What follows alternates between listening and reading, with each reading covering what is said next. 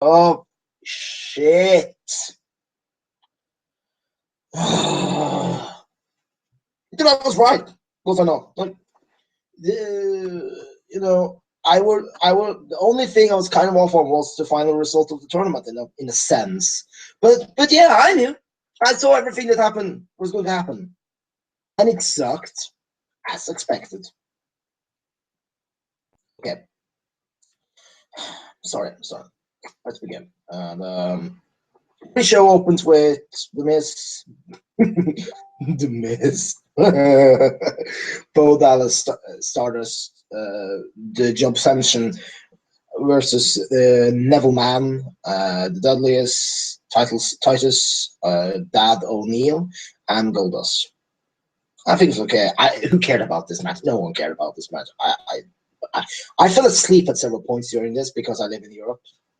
So sorry if my match analysis is a little off, but still, I think it was okay. Yeah, I like Sterling's talent here. The Ascension could have been a great tag team if they just hadn't given them stupid face paint. And that makes sense. So of course they didn't do it. Okay. Anyway, the Dudley Boys, Titus and Leon Goldust are the sole survivors. Ooh, I hope Titus get a push. Anyway, the Survivor Series proper opens with nationalism probably in response to the Islamic State threats. And it ends up with the first tournament match being the opening match: Roman Reigns versus Alberto Del Rio. We all knew how this was going to end. I hoped it was going to be out of disqualification so they could protect Alberto, but that would have also made sense. So they didn't do that now, did they? No, they had Reigns beat him clean. So that makes America safe. That wasn't a threat now, was it? The Roman Reigns beats him. And Roman Reigns, who is not that great, wins. So, of course, Del Rio is a loser. Yeah, the match was okay, I think. I fell asleep during it at the start, so I only woke up at periodic, instances. But yeah, Reigns dodges the stomp and hits a spear on him, which is also still a bad finisher for him because it's not personal. Anyway,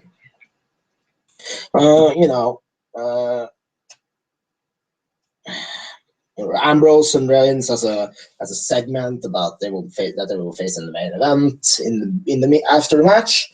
Kevin Owens comes in, says on Kevin Owens ship about this is Kevin Owens show, and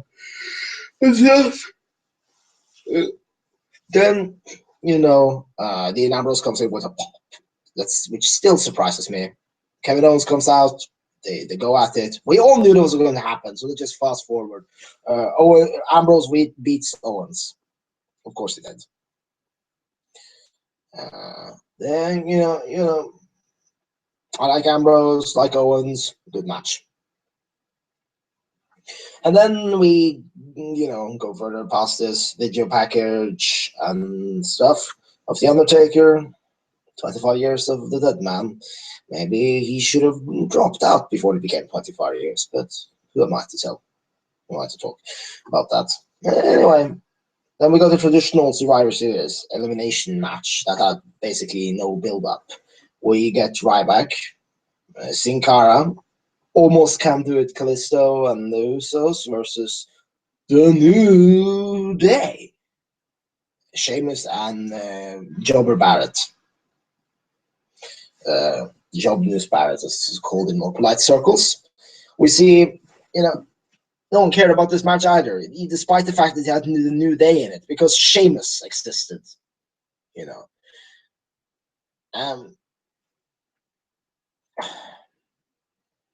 It's very sad that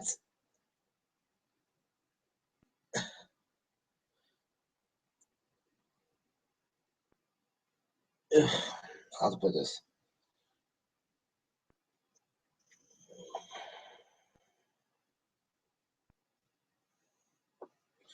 Yeah, this is very sad. This is a sad event when a New Day gets beaten. Like, it's always a sad time.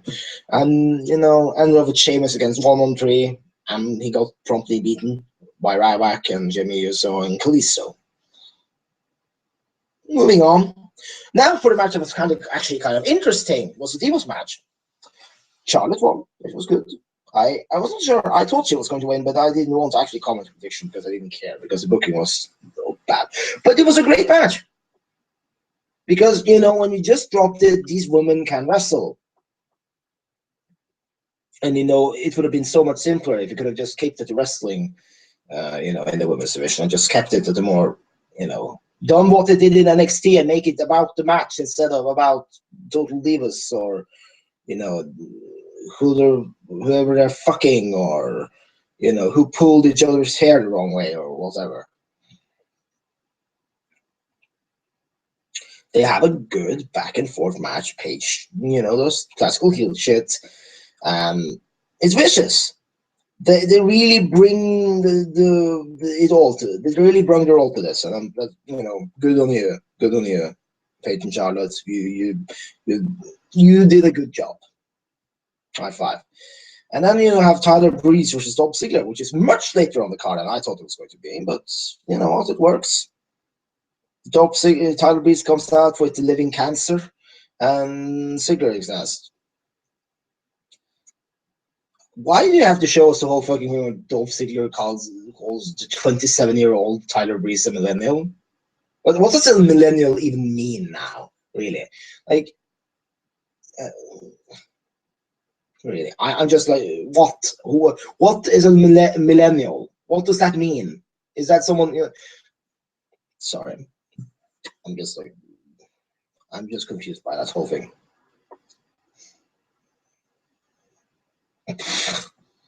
And you know, Tyler Breeze wins, as we all predicted, and that was the only thing that actually made sense. So of course, so he actually won. The WWE could actually think for once.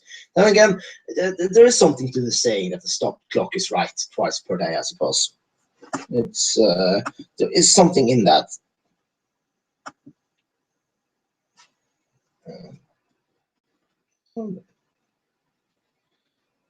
You know, there's something to that statement, and they proved it today.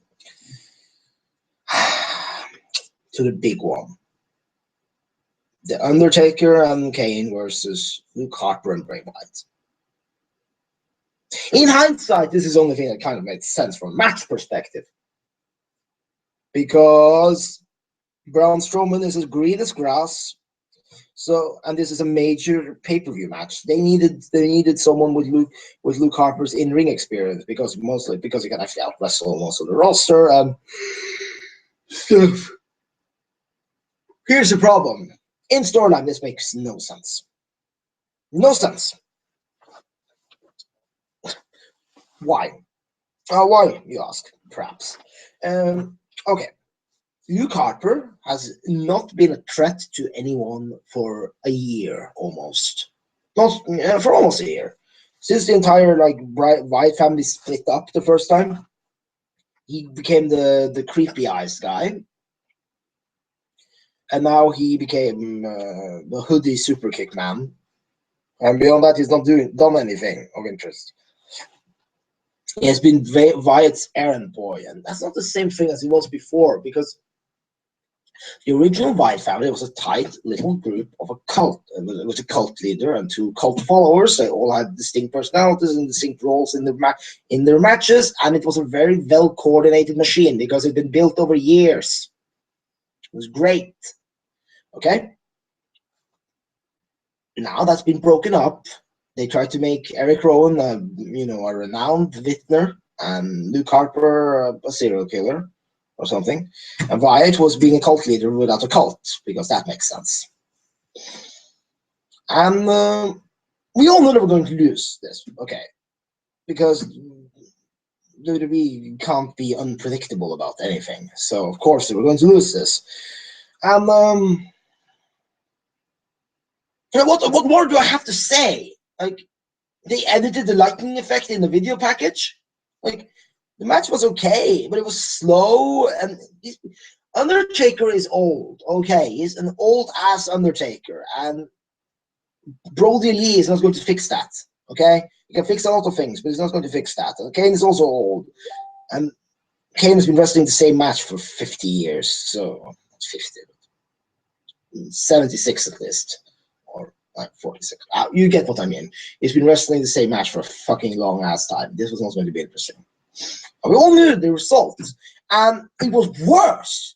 They somehow made it worse because they made Riot look like a complete idiot by having Luke Harper face instead of the I am the apocalypse Strowman, and it made him look like a complete utter moron. It made, and the Brothers of Destruction made Strowman look like a complete pussy by beating him down. Eric Rowan got choked on so hard, I am not sure if he's still assembled. Like I barely noticed that man during this match, and yeah,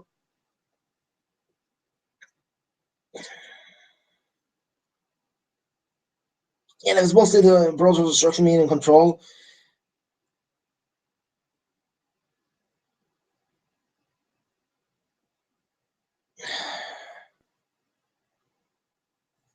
Yeah, they lost. They destroyed the entire Wyatt family. They pinned Harper. That doesn't help.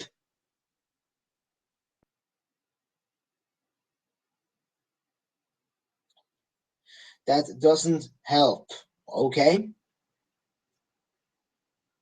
So the Wyatt family's been utterly destroyed again. They can't afford to do this. That's the problem. Like, okay, even if you're not a fan of the Wyatt family, you should dislike this. And I know you were going to say, I mean, the Undertaker, nostalgia. Shut up. You're wrong.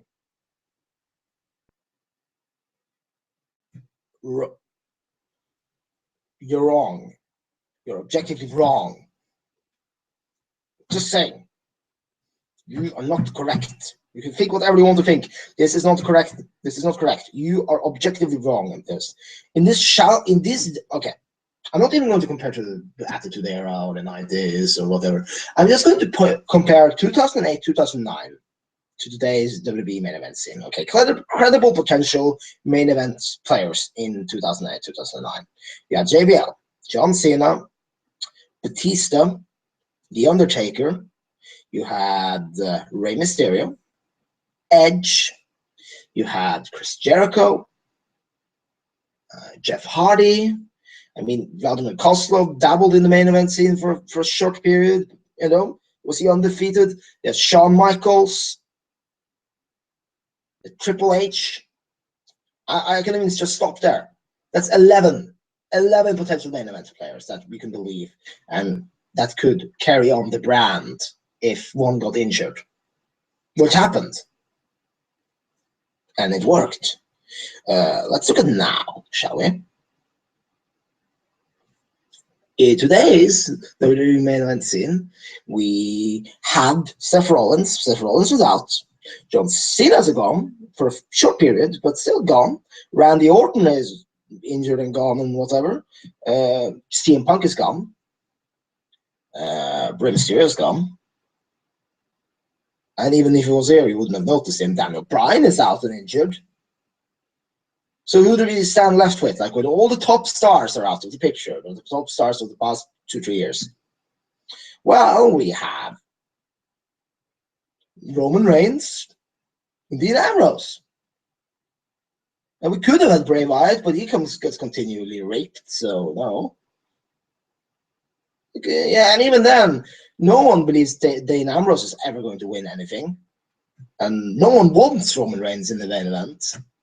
And Alberto Del Rio is busy doing this Mexi America shit, so, whatever.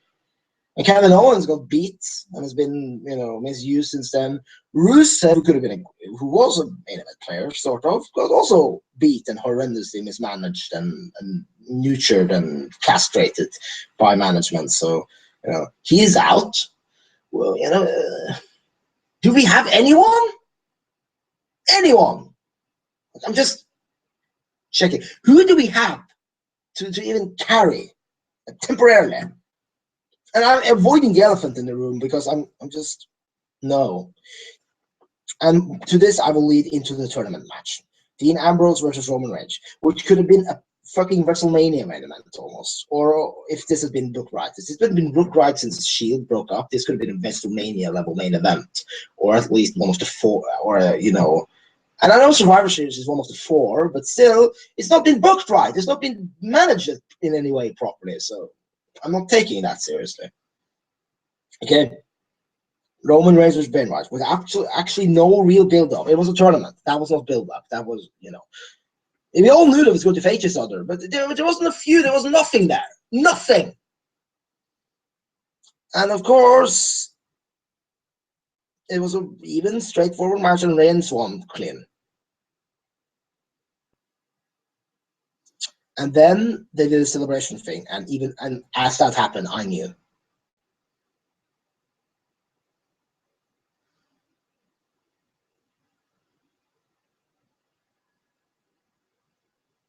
And then Sheamus comes in, you know, Triple H tried, you know, tries a handshake, Roman Reigns and whatever, and then Sheamus comes and broke kicks him, catches in the Money in the Bank and covers. Roman Reigns kicks out. A quick match, and Sheamus wins. They somehow managed to find the worst option than Reigns winning. That's impressive. They managed to make it worse by having Sheamus, who has been so many times unsuccessfully pushed. I'm just baffled that they even considered it being an option. Sheamus, who was the fucking wasn't the wasn't on the fucking pre-show match, but you know it was on a fucking random Survivor Series match. Who has been teaming with Barrett? What the fuck's going on there? This is what I knew that they were going to misuse this. Like, I know Money in the Bank is a good tap out card because they knew no one was going to accept Reigns as champion, so they had to do something, right? Which could have been Dean Ambrose winning, but no, Sheamus. Sheamus is going to be the corporate champion, him with his fucking stupid hair and.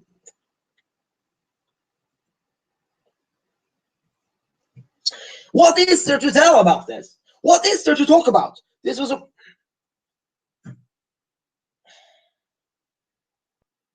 Yeah, I'm just no.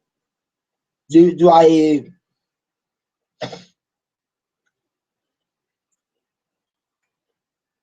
What is there to say about this? Kalisto would have been a better option. Like, they could have rather not have shown Survivor Series on the WWE network, and that would have been less of a mistake than doing this. And there's so many questions. Like, when you're just dragging him on in the back, why didn't he just cash it in immediately since it's vacant? Beat vacant for it. Like, I cash in the Money in the Bank. No one has a championship. I get it. Why not just do that instead of having this whole tournament?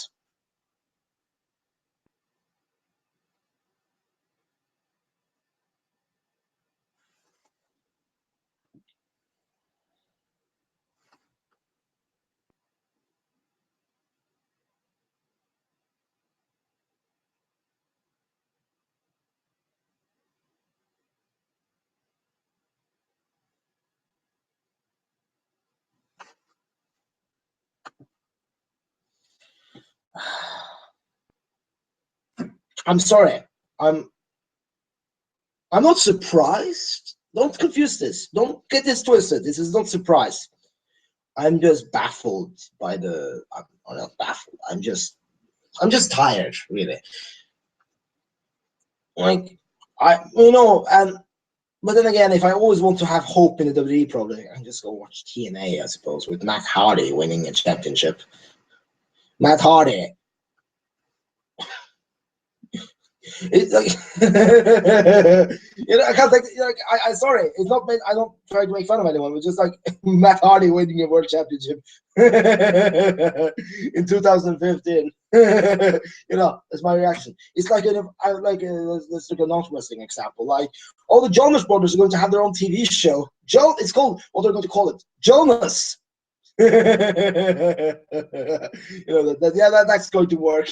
No, it didn't, and this is not going. That's not going to work either. This was keep the championship at all.